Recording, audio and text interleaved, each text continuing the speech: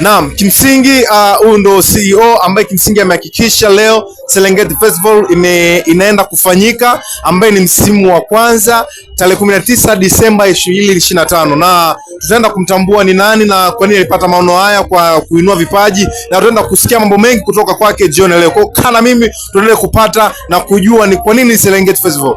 Kwa majina brother, kwa majina naitwa Joseph Barnaba, ndio CEO wa tamasha hili Serengeti Talent Festival, kwa kifupi linaitwa STF. Pia ni mkurugenzi wa kampuni inayoitwa Jom Digital Brand and Media, ambao kwa pamoja wote tumehusika kuandaa tamasha la leo. Lengo ni kuinua vipaji vya vijana, kwa sababu sasa hivi sanaa ni ajira, ndio maana tumefocus kuinua vipaji vya vijana. Na ni nini kilikuhamasisha mpaka ukaja na hili wazo? Unaona ni wazo kubwa sana ambalo kimsingi limeleta impact kubwa na mabadiliko makubwa katikati ya jamii. Ni nini kilikupelekea kufikiria kufanya jambo kama hili siku ya leo?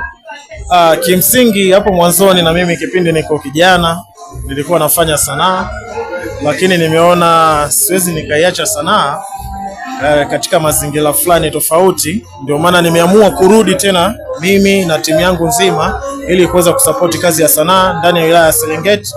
Na kiufupi hili jambo halitaishia hapa tu ndani ya wilaya ya Serengeti. Hili ni jambo kubwa ambalo tunategemea litatoka katika anga ya wilaya ya Serengeti, itaenda katika kimkoa, na iko siku moja itakuwa ni sehemu ya matamasha makubwa ambayo inaweza ikafika pia katika ngazi ya kitaifa.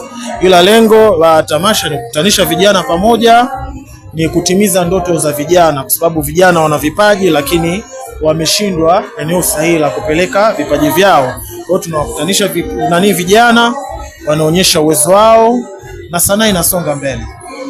Naam, huyu alikuwa ni CEO wa siku ya leo ambaye amehakikisha kwamba zoezi zima la Serengeti Festival msimu wa kwanza inaenda kufanyika, na mbele yangu hapa ninaenda kuwaleta washiriki ambao kimsingi tutaongea nao moja mbili tatu kujua wamejipangaje kwa ajili ya kwenda kuanza msimu wa kwanza ambao tunasema ni ufunguzi wa siku ya leo. Asante sana, kushukuru brother, asante kwa muda wako. Karibu sana. Asante sana. Mbele yangu hapa niko na mshiriki baadhi ya mshiriki ambaye atatuwakilisha na watu wengine kwa ajili ya kupigana story mbili tatu kuelekea katika usiku wa Serengeti Festival msimu wa kwanza. Brother, kwa majina unaitwa? Naitwa Swaleli Asbenado. Ndio, kwa nini ni kitu gani ambacho kimekuvutia ama namna gani ambavyo una feel proud kuhusiana na tamasha la siku ya leo? Na feel proud kwa sababu na kipaji, natamani kufika mbali. Kwa ninavyotamani kufika mbali lazima nionyeshe kipaji changu. Kwa mtaji wangu ni kipaji changu, ndio maana nimekionyesha ili nifike mbali. Asante sana. Huyu ni mshiriki wa siku ya leo ambaye kimsingi anaenda kutuonyesha kipaji chake, namna gani atakavyoimba, namna gani ambavyo ataflow mwisho siku kufika katika malengo yake. Lakini sipo naye tu, niko na brother mwingine hapa. Brother, kwa majina? Kwa majina naitwa Alfabi. Namna gani ambavyo uko proud na tamasha siku ya leo, namna gani ambavyo unaenda kujipanga kuonyesha Watanzania kipaji chako katika usiku wa Serengeti Festival?